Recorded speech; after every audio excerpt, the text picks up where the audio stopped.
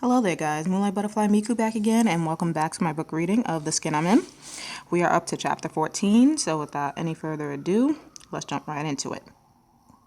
A few days later, I'm hanging out with Shar and the twins. Shar told me I better show up if I know what's good for me.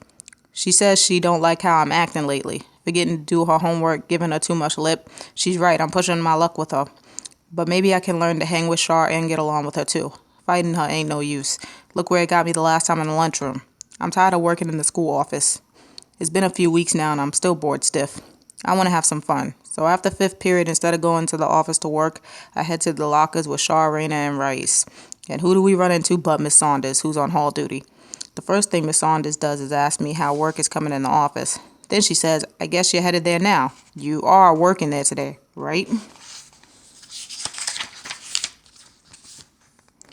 Shar stays cool for once, and she and the twins start walking ahead of Miss Saunders and me.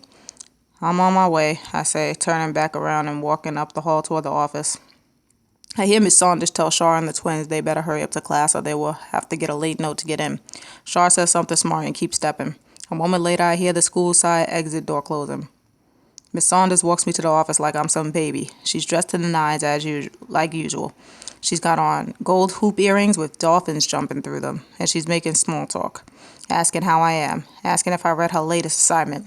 That's a designer suit you're wearing, I ask, knowing full well it is. Miss Saunders fingers the collar. I think so. You think so? Don't you know? Yes, it is, Malika, she says, kind of smart. Real teachers can't afford designer suits, I say, before I really think about what I'm saying. I wore suits for my job at the ad agency. Suits are kind of like a uniform, I guess. My mom wears a uniform to work. What you got on ain't no uniform. Miss Saunders nods. I think if I was wearing my own clothes, I would feel like 2 cents next to her. But I'm in Char's stuff, so I'm holding my own. What are you doing here, Miss Saunders? At McClinton, I mean, I ask.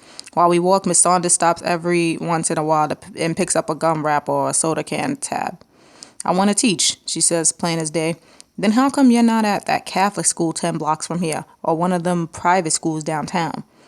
Miss Saunders doesn't say nothing. She's just walking slow like I got all day. I mean, teachers don't come here 'cause they want to. They get dumped here 'cause they goofed up someplace else usually. Except Ty, maybe. But you know, she's weird. She wanted to come to McClinton, I tell her. Then Miss Saunders gives me a trick question that I ain't expecting. Why are you here? What? I fold my arms tight in front of me. Why are you here? She asks. Again, I checked your records. Last year you passed the test for Central Middle School across the town. You checked my records? I check all my students' records. In business, you always learn about your clients, who they are, what makes them tick. It helps you do your job better. It's the same with teaching. Know your clients. It bothers me that Miss Saunders knows all my business. You know, about us kids. But we don't know nothing about you, except where you came from before you got here, that you like suits and jewelry, and that you was born with that face. Miss Saunders says there's nothing much to know about her. She's single, she doesn't have any kids, she was working 18-hour days and traveling the country all the time. When she turned 40, she didn't want to do it anymore. 6 months later, she found out about the school board's new plan for letting executives teach in the schools. You gave that up to come here? I asked, reaching down and picking up a broken pen. The business world can be very competitive, Miss Saunders says. I was always trying to outthink, outperform, and even outdress my competitors. It was wearing me down.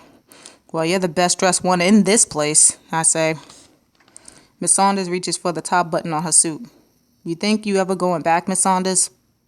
Back to working in a big company? I ask. Miss Saunders shakes her head. No, I think teaching is it for me. You won't miss the money and stuff like that? She shakes her head a second time. We turn in the corner and I go into the office. Miss Saunders walks in, throws trash in the garbage can by the door and keeps on going. It's the first time me and her been together without things falling apart.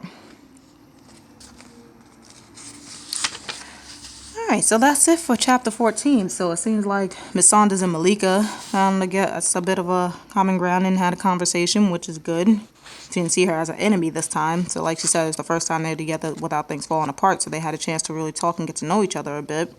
So that was good. We'll see what the relationship with them ends up being as we delve deeper into the book. But for now, I'm going to cut it here, guys. Thanks for listening. Thanks for watching. I hope you enjoyed. Like, comment, subscribe for more. And I'll see you guys in the next chapter, which will be chapter 15. So until then, this is Moonlight Butterfly Miku saying bye, guys.